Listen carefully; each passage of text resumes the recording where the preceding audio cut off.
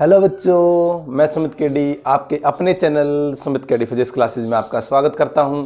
और आप सभी जानते हो कैलकुलस का टॉपिक चल रहा था। क्या चल रहा था भाई? कैलकुलस का टॉपिक चल रहा था। और कैलकुलस में टू टाइप्स बताए थे हमने, एक डिफरेंशियल कैलकुलस और दूसरा बताया था इंटीग्रल कैलकुलस। डिफरेंशियल कैलकुलस खत्म हो चुका है, 2 क्लास बनाई थी और उसको खत्म करवा दिया गया था। जितना हमारा फिजिक्स में काम आएगा उतना सारा टॉपिक आपको करवा दिया गया है। आज की क्लास में हम इंटीग्रल कैलकुलस के ऊपर बात करने वाले हैं कि इंटीग्रल कैलकुलस क्या होता है, या हम कह सकते हैं इंटीग्रेशन क्या होता है। इंटीग्रेशन क्या होता है। तो यहां हम बात करने वाले हैं आज इंटीग्रेशन। तो अब इंटीग्रेशन की अगर आप बात करनी है आपको, तो हम कुछ चीजें आपसे डिस्कस करने वाले हैं। सबसे पहले हम बात करेंगे कि इंटीग्रल कैलकुलस होता क्या है। तो बेटा इसको समझने के लिए आपने डिफरेंशिएशन पढ़ ही रखा है। डिफरेंशिएशन का रिवर्स यहां लिख सकता हूं मैं, रिवर्स ऑफ डिफरेंशिएशन, ये कह सकते हैं भाई डिफरेंशिएशन। समझ रहे हो? ये है भाई रिवर्स ऑफ डिफरेंशिएशन है भाई। यानी कि जो इंटीग्रेशन है या इंटीग्रल कैलकुलस है वो रिवर्स है किसका? डिफरेंशिएशन का। आपको जी रिवर्स कैसे हुआ? तो सबसे पहले आपको डिफरेंशिएशन याद होना चाहिए। डिफरेंशिएशन क्या होता था याद करिए। सबसे पहले हम क्या करते थे? मल्टीप्लाई करते थे। सबसे पहले हम क्या करते थे? डिफरेंस करते थे और उसके बाद में हम डिवीजन करते थे। डिफरेंस प्लस डिवीजन को हमने नाम दिया था डिफरेंशिएशन। अब हम बात कर रहे हैं इंटीग्रेशन की। तो इंटीग्रेशन क्या है? तो बेटा इंटीग्रेशन है, रिवर्स है। आपको बताया, अभी लिखा है यहां पे रिवर्स ऑफ डिफरेंशिएशन, मतलब जो आपने डिफरेंशिएशन पढ़ा था उसका उल्टा कर दो, इंटीग्रेशन बढ़ जाएगा। कैसे बढ़ा? तो सबसे पहले उल्टा चलना, तो पीछे चलिए। डिवीजन कर रहे हो ना आप, क्या कर रहे हो आप? डिवीजन कर रहे हो। क्या कर रहे हो आप? डिवीजन कर रहे हो। तो डिवीजन का उल्टा क्या होगा? मल्टीप्लाई। डिवीजन का उल्टा क्या हो जाएगा भाई? मल्टीप्लाई। तो सबसे पहले आपको करना पड़ेगा इसमें मल्टीप्लाई। क्या करना पड़ेगा? मल्टीप्लाई। एक बात तो याद कर लो कि सबसे पहले आपको मल्टीप्लाई करना पड़ेगा, प्लस डिफरेंस करते थे उसकी जगह एडिशन कर दो भाई। क्या कर दो? एडिशन। बस इतना ही तो काम है। क्या बताया कि जो डिफरेंशिएशन में आपने काम किया उसका क्या कर दो? रिवर्स कर दो। इसका क्या कर दो? रिवर्स। क्या कर दिया हमने? रिवर्स। रिवर्स कैसे करा? पीछे से चल के सबसे पहले क्या मिल रहा है? डिवीजन। डिवीजन की जगह मल्टीप्लाई कर दो। मल्टीप्लाई के बाद में क्या मिला दूसरे नंबर पे? डिफरेंस। डिफरेंस की जगह एडिशन कर दो। और दोनों मिलाकर मल्टीप्लाई प्लस एडिशन को क्या बोलते हैं? इंटीग्रेशन। देखिए मैंने आपको समझाया था y is the function of x, इसको इस प्रकार से रिप्रेजेंट करते हैं, y is the function of x। Differentiation में क्या करते थे? dy बाई dx, मतलब डिफरेंस और डिवाइड कर दिया उनको। ये हमने कर दिया था डिफरेंशिएशन में। किसमें करा था? ये डिफरेंशिएशन में भाई। अब इंटीग्रेशन में क्या होगा? y फंक्शन ऑफ x भाई, डिफरेंस कर रहे थे ना y और dx का डिफरेंस करके डिवाइड कर रहे थे ना, तो डिवाइड करने के बजाय इस बार क्या करना? मल्टीप्लाई करना। y और dx का क्या करना है? मल्टीप्लाई करना है। y और dx का क्या करना है? मल्टीप्लाई। ये y रहा, ये रहा dx, मल्टीप्लाई करना है। मल्टीप्लाई करके एडिशन करना। एडिशन के लिए हम यूज होता था सिग्मा, याद करिए, समेशन का सिग्नल, इसको बोलते हैं समेशन, ये यूज करते थे। अब इस समेशन की जगह हम क्या यूज करेंगे? इंटीग्रेशन। क्या यूज करेंगे? इंटीग्रेशन। इंटीग्रेशन का मतलब सम हो गया। ये जो पूरा प्रोसेस है यही है इंटीग्रल कैलकुलस, इसी को हम इंटीग्रेशन कहते हैं। y into d x. अब नहीं समझ में आ रहा है? कोई बात नहीं, हम एग्जाम्पल से समझते हैं। एग्जाम्पल कैसे लेते हैं? देखिए हमने एक ग्राफ बनाया यहां पे vt का, वेलोसिटी टाइम ग्राफ बनाया। पढ़ चुके आप लोग ग्राफ 9th क्लास में। वेलोसिटी टाइम ग्राफ बनाया, उसके अंदर कोई स्लोप दिखाया हमने, मान लो ये स्लोप दिखा दिया, स्लोप दिखा दिया। अब मैं पूछना चाहता हूं कि मान लो इस पॉइंट पे, इस पॉइंट P पे, किसी टाइम t पे आपकी वेलोसिटी क्या है? तो आप क्या करोगे भाई? तो आप क्या करोगे? थोड़ा सा इसके इधर जाओगे, थोड़ा सा इधर जाओगे। तो इस प्रकार से हमने बनाया, गए इस पॉइंट t के लिए। आप देखोगे अभी भी स्लोप है, इसको थोड़ा सा और छोटा कर लो। टाइम मैंने बताया था ना कि ये जो dx है इसको क्या करना है? टेंड्स टू 0 बताया था ना, ये क्या करना है? Tends to 0। मतलब हमने बताया था कि जो x है वो लगभग 0 नहीं लेना है, लेकिन नियर बाई 0 लेना है। ऐसे अगर यहाँ पे टाइम की बात हो रही है तो टाइम को लगभग 0 लेके जाना पड़ेगा, x की बात होगी तो x को 0 लेके जाना पड़ेगा। तो यहां हमें कितना लेके जाना पड़ेगा? लगभग 0 के पास लेके जाएंगे तो बहुत छोटा लेके जाएंगे, तो ये स्लोप ऐसे बिल्कुल मामूली सा हो जाएगा। अब आपको ये देखने में अप्रोक्सीमेटली कैसा लगेगा? रेक्टेंगल लगेगा। और रेक्टेंगल का एरिया क्या होता है? लंबाई गुणा चौड़ाई, यही तो होता है।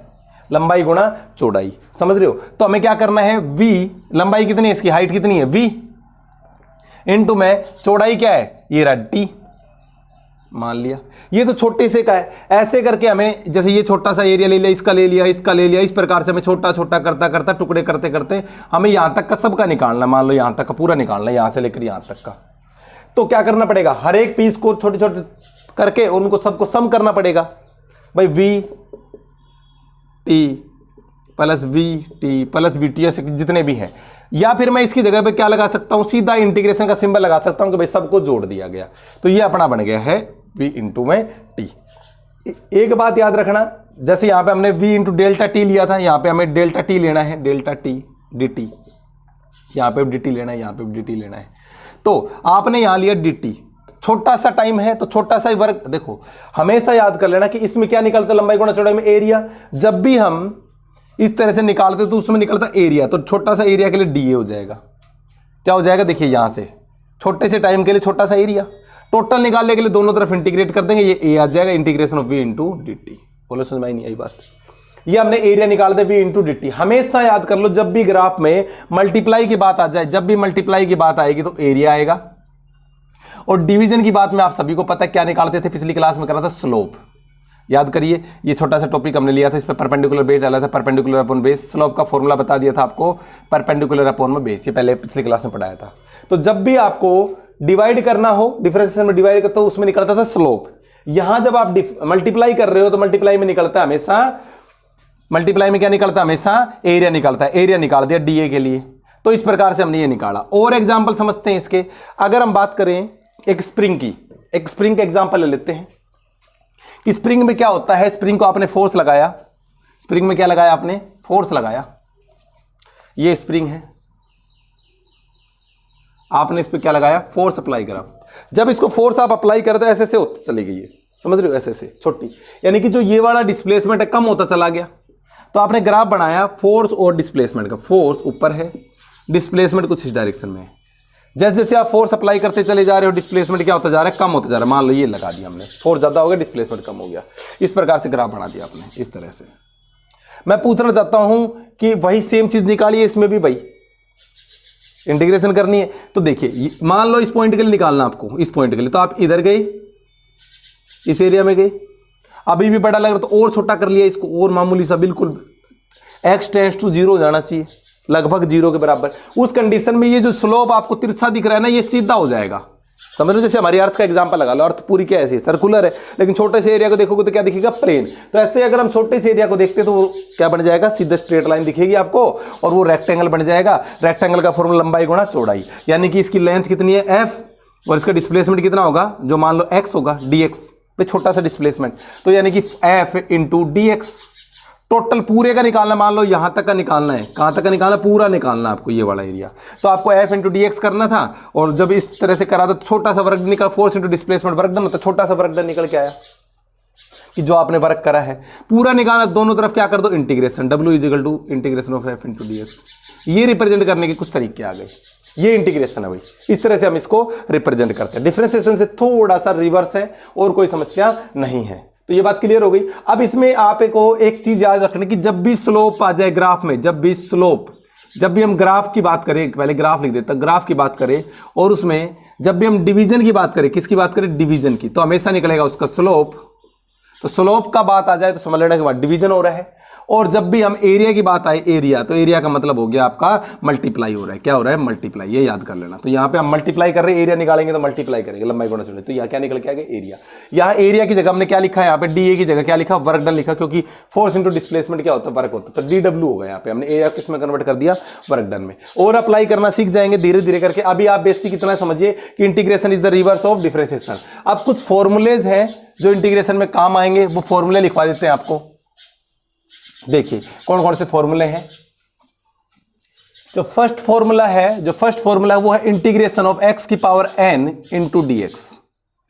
याद करिए डिफरेंशिएशन में क्या करते थे कि d by D x of x की पावर n, तो क्या करते थे, n आगे आ जाता था x और n माइनस का 1। याद करिए ऐसे करते थे। इस बार हमें क्या करना है, मैंने कहा था कि इसे x की पावर n को उसके जो फंक्शन उसके साथ मल्टीप्लाई कर दिया, dx के साथ मल्टीप्लाई कर दिया। अब क्या हो जाएगा, तो जब भी ऐसा आ जाए तो समझ लेना x की पावर n प्लस 1 होगा। देखो पहले क्या होता था, n मल्टीप्लाई में आ जाता था, अब मल्टीप्लाई में नहीं आएगा, किस में आएगा, डिवीजन में आएगा, लेकिन एक थोड़ा सा चेंज आएगा कि उसमें से एक प्लस हो जाएगा। क्लियर हो गई। पहले उसकी पावर में एक कम होके लगता था, वो प्लस होके लगेगा इसकी पावर। तो आप याद कर लो कि जब भी x की power n into d x आ जाए तो उसका फॉर्मूला हो जाएगा x की power n plus 1 divide by n plus 1। उसका जस्ट रिवर्स दिख रहा होगा आपको, यहां से आप कंपेयर भी करवा सकते हो। जैसे कि एग्जाम्पल बोल दो मैं, x की पावर 5 इंटू डी एक्स, तो आप लिखोगे x की power 5 plus 1 divide by 5 plus 1, यानी कि आपका आंसर आएगा x की पावर 6/6। इंटीग्रेशन ऑफ जैसे बोल दिया जाए x की पावर 2 इंटू डी एक्स, तो क्या हो जाएगा x की power 2 plus 1 divide by 2 plus 1, यानी कि x की पावर 3/3। समझ रहे हो। या आपको बोल दिया जाए x की पावर 5x की पावर 3, इंटीग्रेशन ऑफ 5x की पावर 3, तो क्या हो जाएगा, 5 ऐसे रहेगा x की पावर 4 डिवाइड बाई 4। बोलो समझ में नहीं आया भाई, 3 में 1 जोड़ दो और अपॉन में जो वैल्यू आई है वो नीचे लिख दो। यही तो इंटीग्रेशन है, सिंपल सा फॉर्मूला है और सबसे ज्यादा यूज होने वाला है फिजिक्स में ये फॉर्मूला, अच्छे से याद कर लेना। डिफरेंशिएशन का जस्ट रिवर्स आपको दिख रहा है। सेकंड फॉर्मूले पे चलते हैं।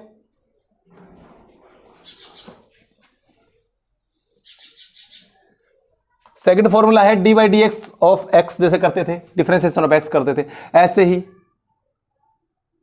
dx का इंटीग्रेशन क्या होगा। तो याद कर लेना, जब भी dx का इंटीग्रेशन की बात आई तो x आएगा। dw का इंटीग्रेशन जब भी थोड़ी देर पहले करा था, dw का वर्क हो गया था, तो जब भी dx का इंटीग्रेशन आए तो क्या आ जाएगा, हमेशा x, dw का आए तो w, ठीक है, dt का आए तो t, जैसे इंटीग्रेशन दे दिया जाए dt का तो क्या आ जाएगा t। तो जो भी स्मॉल टाइम के लिए, स्मॉल वर्क डन के लिए, स्मॉल डिस्प्लेसमेंट के लिए जब इंटीग्रेशन करोगे तो टोटल बढ़ जाएगा, तो उसको किससे रिप्रेजेंट करेंगे, t से। तो एक फॉर्मूला ये नोट कर लेना, dx का इंटीग्रेशन x हो जाएगा, प्लस में c भी लगा देते हैं कांस्टेंट को रिप्रेजेंट करने के लिए। बाकी आगे चलते हैं, c मतलब कोई कांस्टेंट है।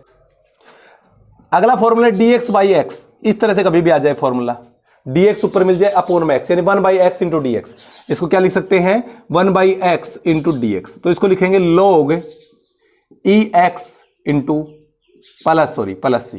ये फॉर्मूला जब भी आपको 1/x में आपको मिल जाए इंटीग्रेशन में, यानी कि dx ऊपर मिल जाए और अपोन में वही उसी का फंक्शन नीचे मिल जाए x, तो आप क्या लिखोगे, log ex प्लस। ये सीधे सीधे क्वांटिटी आपको नोट कर लेनी है, ये प्रॉपर्टीज है इंटीग्रेशन के लिए, फॉर्मूले हैं।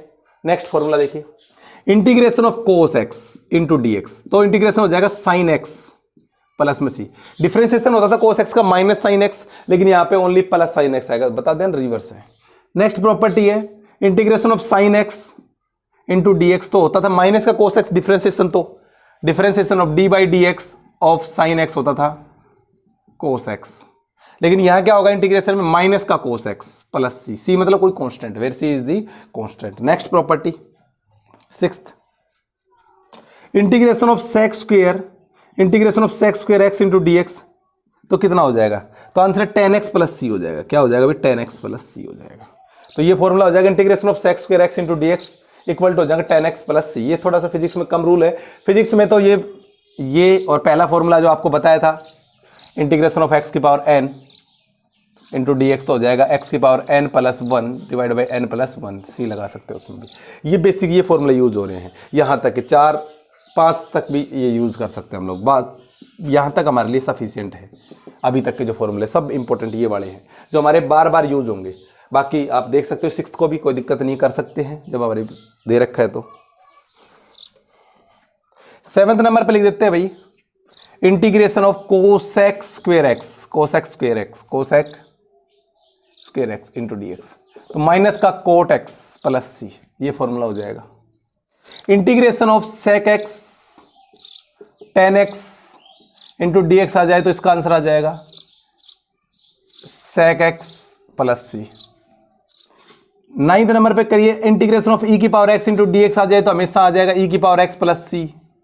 ई की power x into d x आ जाए तो ई की पावर एक्स प्लस सी हो जाएगा। ये फॉर्मूला भी कर लेना। ये कुछ फॉर्मूले थे, आपको बेसिकली बता दिया। मेनली आपको ये 5 फॉर्मूले याद कर लेना है भाई इंटीग्रेशन में, बस इतना। अगर आपको काम याद हो गया तो देखना बड़ी आसानी से आपको फिजिक्स में कोई प्रॉब्लम नहीं वाली है। तो इंटीग्रेशन आपको करवा दिया गया, डिफरेंशियल करवा दिया गया डिफरेंशिएशन। अब इसकी कुछ क्वेश्चंस हम करेंगे, उससे आपको समझ में आ जाएंगे किस तरह से सोल्व करेंगे। इंटीग्रेशन के बाद में भी नॉलेज हो, टेबल की वैल्यू पता हो, क्योंकि बार बार हमें sin 30 180 अभी तक तो आप 90 तक पढ़ के आए थे 10th क्लास में, अभी थोड़ी सी 180 तक या 360 तक की वैल्यू हमें याद होनी चाहिए। वो मैं एक ट्रिक की हेल्प से आपको अगली वीडियो जो बनाऊंगा वो इसी के ऊपर बनाऊंगा, ट्रिग्नोमेट्री के ऊपर। तो ट्रिग्नोमेट्री जितनी हमारी फिजिक्स में होगी उतनी आपको बता दी जाएगी। अगर ये आपने 3-4 क्लास अटेंड कर ली ना अच्छे से, तो ये समझ लो कि जो बायो के स्टूडेंट उनको कोई परेशानी नहीं आने दूंगा। कोई समस्या है तो कमेंट करके आप बता सकते हो, कोई दिक्कत नहीं है, क्योंकि अगर ये आपने सीख ली तो बायोलॉजी के स्टूडेंट को कोई दिक्कत नहीं आएगी। मैथ वालों को तो कोई वैसे नहीं आनी, क्योंकि मैथ के टीचर से वो पढ़ लेंगे, लेकिन हमारे फिजिक्स में जो बायो वाले बच्चे हैं उनको थोड़ी समस्या आती है, इसीलिए मुझे वीडियो बनानी पड़ती है। नहीं तो मुझे बनाने की जरूरत भी नहीं पड़ती, क्योंकि जो मैथ के स्टूडेंट है वो तो सीख ही लेंगे, लेकिन बायो के बच्चे कहाँ से सीखेंगे। तो उसके लिए मैं ये वीडियो बना रहा हूँ। तो बेटा ध्यान से समझना, खास करके स्पेशली बायो के, और जो नॉन मेडिकल वाले हैं वो बच्चे भी ध्यान से समझिए इस चीज़ को। क्यों? क्योंकि वो सिखाने में टाइम लगेगा, आपके पास 12th में आएगी, तब तक आप वेट करोगे, या डिफरेंशिएशन 11th के लास्ट चैप्टर में आते हैं, तो तब तक आप वेट करोगे, तब तक तो पूरी फिजिक्स निकल जाएगी अपना, जब तक वो आएगा। तो इसीलिए आपको भी अच्छे से सीखनी है ये बात। तो हम बात करते हैं कुछ क्वेश्चंस की। तो देखिए फर्स्ट क्वेश्चन आपके पास है, हमारे पास कुछ क्वेश्चन है। देखिए भाई, इंटीग्रेट करना है x की पावर 2 माइनस का कोस x प्लस 1/x। दोबारा लिखिए, x का स्क्वायर माइनस का कोस x प्लस 1/x। इसका इंटीग्रेशन करना भी, क्या करना है? इंटीग्रेशन करना है, इसका इंटीग्रेट करना है। क्या करना है? इंटीग्रेट करना। तो इंटीग्रेट ऐसे हो गया। तो जब भी आप इंटीग्रेट करना हो, जैसे डिफरेंशिएशन करते थे ना प्लस माइनस का, तो अलग अलग खोल देते थे, ऐसे इसको भी खोल दो, x का square minus integration of cos x। अभी ये करने की जरूरत इसलिए पड़ गई क्योंकि बाद में आपको कोई समस्या नहीं आएगी, आप लगा डायरेक्टली भी कर सकते हो। जैसे कि आप इसको सोल्व करें, शुरू में एक बार सिखा रहा हूं, x की पावर 2 थी ना, तो कितनी हो जाएगी? 3/3। भाई इसका इंटीग्रेशन करोगे तो 1 प्लस और डिवाइड में 1 प्लस इंटीग्रेशन ऑफ x की पावर n। याद करिए फॉर्मूला, x की पावर n, तो x की power n plus 1 divide by n plus 1। यही तो था, यही तो करा, 2 + 1 3/3। माइनस लगाइए, इंटीग्रेशन ऑफ cos x क्या बताया था? sin x। Integration cos x क्या बताया था? sin x। यहां तक कोई समस्या नहीं है। 1 में x का फॉर्मूला देता है log ax, और बाद में लग जाएगा कांस्टेंट। ये आपका आंसर आ गया। बोलो समझ में आई है? ये सारे फॉर्मूले हमने बताए हुए हैं। By differentiation of dy/dx of cos x बताया था, याद करिए, माइनस का sin x, और इंटीग्रेशन ऑफ cos x होता है प्लस का sin x। रिवर्स ही तो है, ये देख लो आप, सेम है। तो 1/x का जो डिफरेंशिएशन बताया, सॉरी इंटीग्रेशन बताया log ex, e for exponential. तो ये आपको समझ में आ गया होगा। क्वेश्चन नंबर दूसरे पे चलते हैं भाई। ये फर्स्ट था, ये सेकंड था।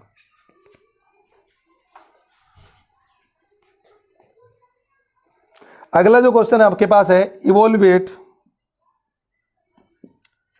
इंटीग्रेशन है sec square x into dx,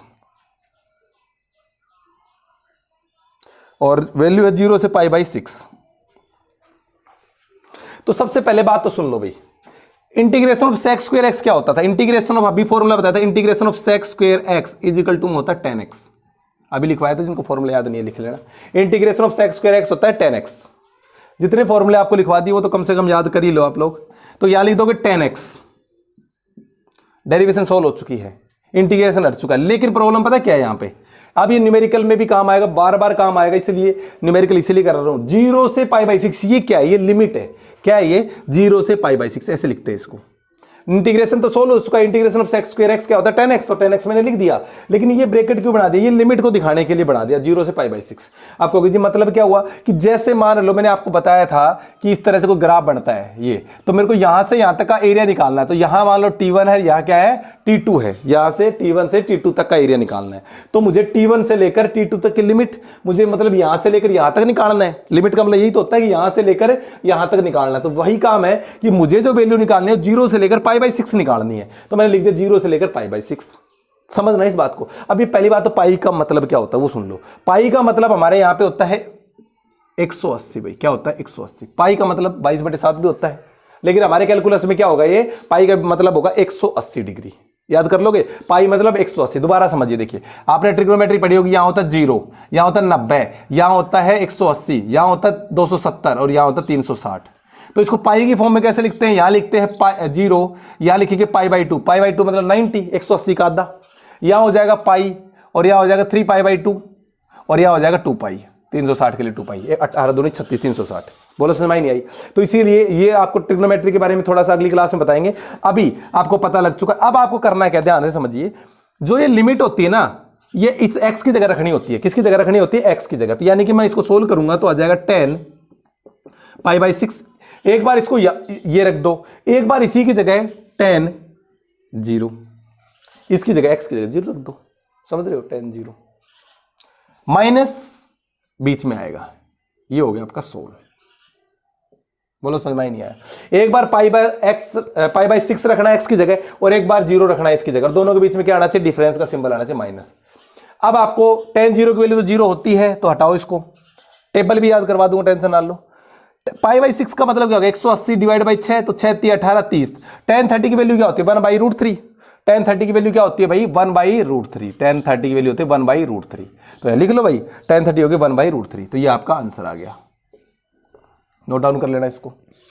धीरे धीरे आपको सीख जाओगे, अभी नई चीज है, कोई टेंशन लेने की जरूरत नहीं है। धीरे धीरे practice make a man perfect. देखिए अगला क्वेश्चन करते हैं। अगला क्वेश्चन हमारे पास है, देखिए ध्यान से। लिमिट लगाना और सीख लो भाई, ये लिमिट लगाओगे तब काम बनेगा। चलो क्वेश्चन नंबर 2 हो गया। थर्ड क्वेश्चन और देखिए, बड़ी अच्छी क्लास है, कोई दिक्कत नहीं है, आप करते जाओ। Find the value of, third question दे रखा, find the value of integration दे रखा है r से लेकर इन्फिनिटी। देखो लिमिट चढ़ाने शुरू कर दिए, क्योंकि आप फिजिक्स पढ़ रहे हो तो यार लिमिट जरूर आएगी। m इंटू में dx डिवाइड बाई x का स्क्वायर, और यहां लिखा हुआ है where capital G capital M and small m are constant. ठीक है बेटा, जैसे जैसे आप प्रैक्टिस करते चले जाओगे आपको आने शुरू हो जाएंगे, गारंटी मेरी है। देखो बेटा G M और M ये कांस्टेंट है, बाहर निकाल ले इनको। क्या निकाल ले? बाहर, क्योंकि कांस्टेंट इंटीग्रेशन से बाहर निकल जाएगा। जैसे डिफरेंशिएशन करते थे d/dx ऑफ 3x की पावर 2, तो 3 तो पहले बाहर आ जाएगा। सिर्फ डिफरेंशिएशन पता है किसका होता है? ये x का स्क्वायर का होता था, तो 3, और अब इसका डिफरेंशिएशन करोगे तो 2 आगे आ जाएगा, x 2 माइनस का 1 हो जाता था। ऐसा ही तो होता था, 3 दूनी 6x हो जाता था। लेकिन अब क्या कर रहा है, यहां क्या होता है? यहां पे भी हमें वही करना है, सेम काम। G M कांस्टेंट बाहर निकाल लो r से इन्फिनिटी के लिए। x की पावर 2 ऊपर जाके क्या हो जाएगी? माइनस की 2 इंटू में dx। समझ रहे हो? 1/x का फॉर्मूला था हमारे पास, log x। Integration of 1/x, integration of 1/x into dx होता था log ex। लेकिन यहां ऐसा कुछ नहीं है, माइनस का 2 तो ऊपर लेके गए तो माइनस का 2। अब इसको मानिए x की पावर n, तो x की पावर n प्लस 1 फॉर्मूला नहीं हो जाएगा? इंटीग्रेशन ऑफ x की power n is equal to x की power n plus 1 upon n plus 1। यही तो लगा रहे हम। तो देखिए समझिए, G M x की पावर माइनस का 2 प्लस 1, एक बार जोड़ना है जो पावर होती है, अपॉन में माइनस का 2 प्लस 1, लिमिट r से इन्फिनिटी। बोलो समझ में आई? यही बात, r से इन्फिनिटी। अब क्या करना है, इसको सोल्व करते चले जाओ। G M क्या हो जाएगा? x की पावर -1 -2 प्लस 1 माइनस का 1 हो जाएगा। इसी प्रकार से आ जाएगा माइनस का 1, और ये हो जाएगा इन्फिनिटी, r से इन्फिनिटी।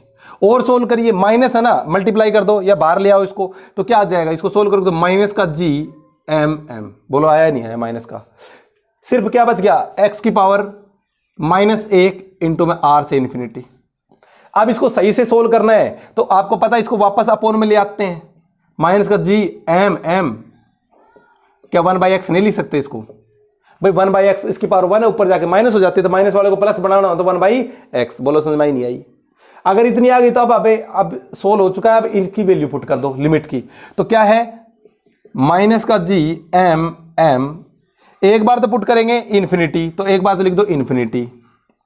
इसकी जगह ऊपर वाली वैल्यू पहले रखनी है, फिर नीचे वाली वैल्यू रखनी है। याद कर लेना इस बात को, पहले ऊपर वाली लिमिट चढ़ानी फिर नीचे वाली, और दोनों के बीच में किसका निशान आता है? माइनस का। बस हो गया सवाल सोल्व। 1/इन्फिनिटी होता है 0 भाई। 1/इन्फिनिटी क्या होता है? 0। छोटी छोटी बातें नहीं, जो बड़ी बड़ी बातें हो रही है, ये बड़ी नहीं है, छोटी छोटी बातें, लेकिन धीरे धीरे आप जब करोगे ना सवाल तो अपने आप आने लग जाएंगे। किसी को नहीं पता तो 1/इन्फिनिटी 0 होता है, या आप इसको कहें 1/0 क्या होता था? इन्फिनिटी ट्रिग्नोमेट्री में पढ़ा था हमने। 1/0 क्या होता है? इन्फिनिटी का भी 0 नीचे आ जाता है, नॉट डिफाइन हो जाता है, तो इसलिए नॉट डिफाइन हो गया था, हटाओ इसको। तो माइनस का G M और ये आ जाएगा अपना माइनस का 1/r। माइनस को मल्टीप्लाई करोगे तो हो जाएगा प्लस G M अपॉन में r। ये लो भाई, आपका निकल के आ चुका सोल्यूशन। ये आपका आंसर होगा G M अपॉन में r। बोलो समझ में आया नहीं आया? जिसको नहीं आया एक बार बैक करिए, वीडियो को दोबारा देखिए, एक एक स्टेप बाय स्टेप कराया। नहीं इतना बड़ा मेरे को करने की जरूरत नहीं थी, छोटा सा चीज थी, 5 मिनट में कर देता इसको, समझ रहे हो, 2 मिनट के अंदर ये सोल्व हो जाता। लेकिन समस्या क्या थी कि आपको एक बार सिखाना जरूरी है ना, इसीलिए इसको थोड़ा सा डीपली करवाया गया, एक एक स्टेप बाय स्टेप करवाया गया। नेक्स्ट क्वेश्चन करते हैं, उतार लेना भाई इसको भी है, और आप प्रैक्टिस करोगे तो आपको आने लग जाएंगे, कोई समस्या नहीं है। अभी आप नए बच्चे हो तो टेंशन लेने की जरूरत नहीं, थोड़ा सा देखो फिजिक्स में मैथ के बिना तो काम चलेगा नहीं ना, इसीलिए आपको थोड़ी सी मैथ करवानी जरूरी है।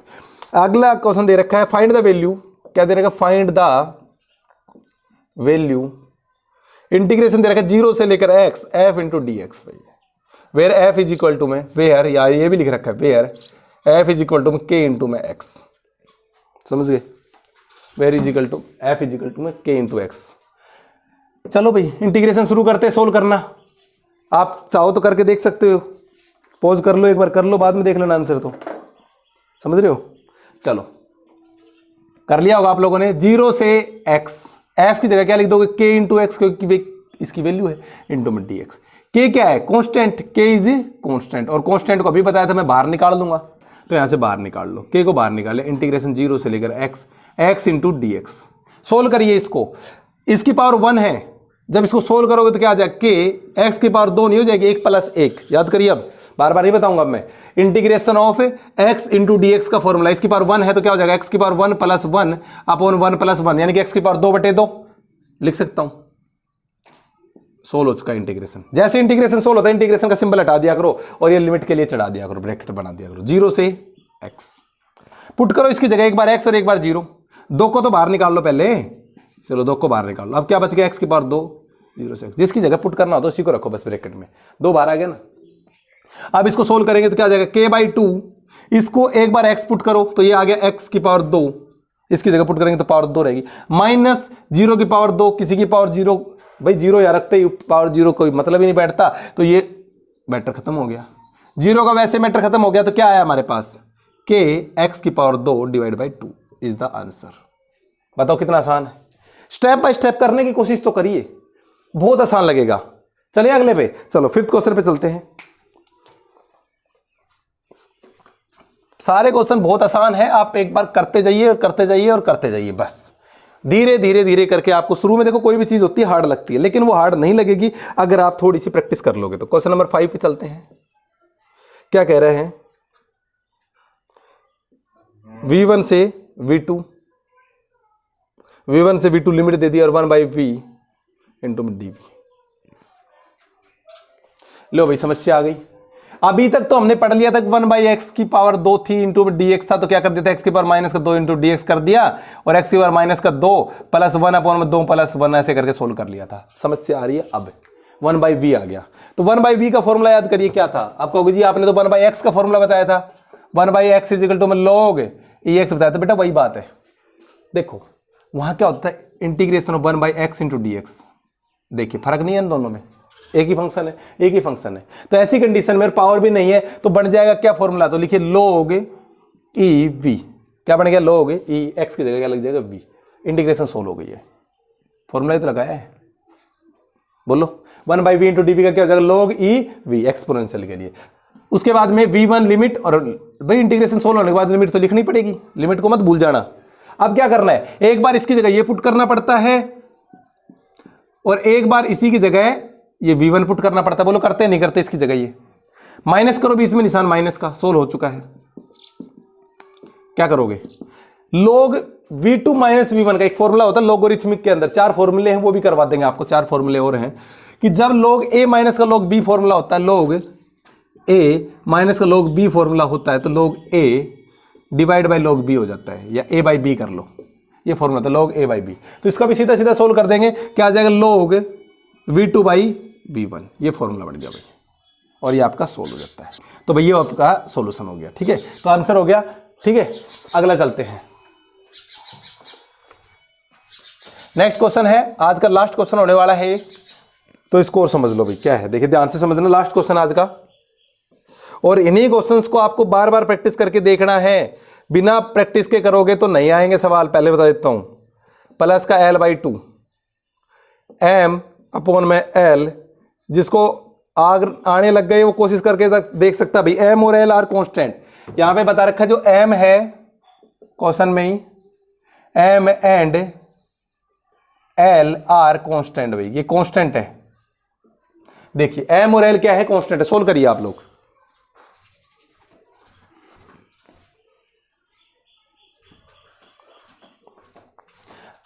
ठीक है बेटा, करे सोल्व। फिर कर लिया होगा आप लोगों ने। देखिए एम और एल कांस्टेंट है तो इंटीग्रेशन से बाहर निकाल लेंगे एम और एल को, तो सिर्फ इंटीग्रेशन बच जाएगी l/2 है माइनस की और l/2 है प्लस की, x की पावर 2 इंटू डी एक्स। इसका फॉर्मूला क्या हो जाता है याद करिए, x की पावर 2 प्लस 1 यानी कि 3/3 इंटू में ये लो सोल्व हो गया, माइनस का l/2 और ऊपर हो जाएगा l/2 m/l। अब क्या करना है, 3 को बाहर निकाल ले, 3 कांस्टेंट बाहर निकाल लेते हैं। मैंने आपको बताया था सिर्फ वही वैल्यू अंदर रखिए जिसकी जरूरत होती है। अब देखिए एक बार तो l/2 रखना है इस x की जगह, एक बार तो मैं वैसे दिखा देता हूँ आप लोगों को, x की क्यूब माइनस का l/2 और ऊपर प्लस का l/2, इतना ही होगा ना, 3 बार आ गया। तो अब मैंने आपको बता रखा लिमिट को एक बार इस x की जगह ये पुट करनी है, एक बार ये पुट करनी, कर लो सोल्व। देखिए m/3l और इसकी जगह पुट करेंगे तो l/2 की क्या जाएगी भाई, क्यूब। देखो इसकी जगह क्यूब आएगा नहीं आएगा, माइनस तो फॉर्मूले में आता ही है लेकिन ये भी माइनस है। चलो एक बार बाद में कर लेंगे, पहले फॉर्मूला क्या होता है भाई, एक बार तो l/2 की क्यूब लगाते हैं, एक बार ये नीचे वाला लगाएंगे तो माइनस का l/2 की क्यूब हो जाएगा। बोलो गख नहीं होगा ये वाला, इसकी जगह x की जगह माइनस के l/2 की क्यूब है तो क्यूब लगा दो। और बीच में क्या आता था डिफरेंस, याद करिए। जब इसको आप सोल्व करोगे तो आ जाएगा m/3l, l की क्यूब डिवाइड बाई 2 की क्यूब कितनी होती है 8, माइनस माइनस हो जाएगा प्लस और l की क्यूब हो जाएगी भाई, और 2 की क्यूब कितनी हो जाती है 8। सोल्व कर लो जी, माइनस की आएगा लास्ट में आंसर, माइनस माइनस प्लस होना ही है, और 2 की क्यूब कितनी होगी 8। सोल्व करोगे तो एलसीएम आ जाएगा 8, तो यहां हो जाएगा l की क्यूब प्लस l की क्यूब 2l की क्यूब हो जाएगा, 2l की क्यूब और m डिवाइड बाई 3l, 2 4 जा 8। आपके पास सोल्यूशन होके आएगा m l की क्यूब अपॉन 4 3 जा 12l, ये आपका आंसर आएगा भाई। चेक कर लेना इसको। हाँ ये एक चीज और देख सकते हो, जैसे l है ना और l को आप काट सकते हो तो ये ऐसे भी आ जाएगा ml का स्क्वायर अपॉन में 12, ये भी कर सकते हो, कोई दिक्कत वाली बात नहीं है।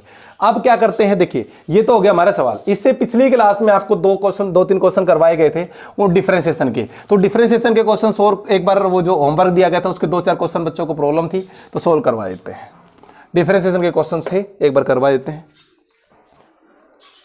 हाँ बेटा, तो आप इसको सोल्व करते, देखिए तो डिफरेंशिएशन करते dy/dx, तो आपको एक स्टेप बाय स्टेप करवाता हूं। x का करवा देते हैं d/dx ऑफ रूट है ना, तो रूट को क्या लिख सकते हैं 1/2 लिख सकते हैं, प्लस d/dx ऑफ 1/x की पावर 1/2 लिख सकते हैं, लिख सकते हैं।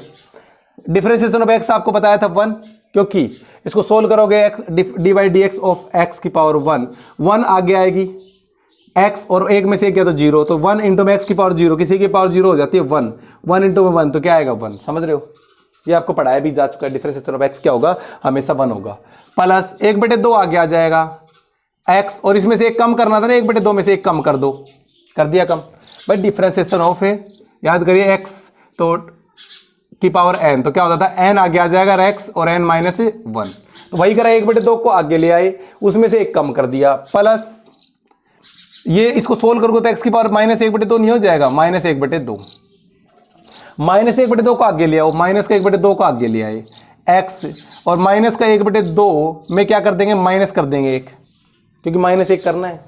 ये हमारा, इसको बाद में सोल्व कर लेंगे, इसको ब्रैकेट में रख लो, अब इसको आप ब्रैकेट में रख लो, ऐसे वाले ब्रैकेट में रख लो। चलो अब देखते हैं, इसको सोल्व करेंगे तो ये 1, अब इसको सोल्व करो 1/2 माइनस का 1 कितना आ जाएगा, एलसीएम लेंगे तो 2, 1 माइनस 2 1 कम 2, 2 में से 1 गया तो कितना बच जाएगा, माइनस का 1/2, माइनस का 1/2, तो यानी कि 1/2 इंटू x की पावर माइनस का 1/2। बोलो समझ में नहीं आई, एक एक स्टेप बाय स्टेप ध्यान दो। अब आगे प्लस, इसको सोल्व करिए, माइनस का 1/2 माइनस का 1 तो कितना आएगा, देखिए एलसीएम लेंगे 2 आ जाएगा, माइनस का 1 और माइनस का 2 कितना आ जाएगा, माइनस का 3/2, कितना आ जाएगा, माइनस का 3, एलसीएम लेना आता है तो क्या लिखोगे, माइनस का 1/2 x की पावर माइनस का 3/2।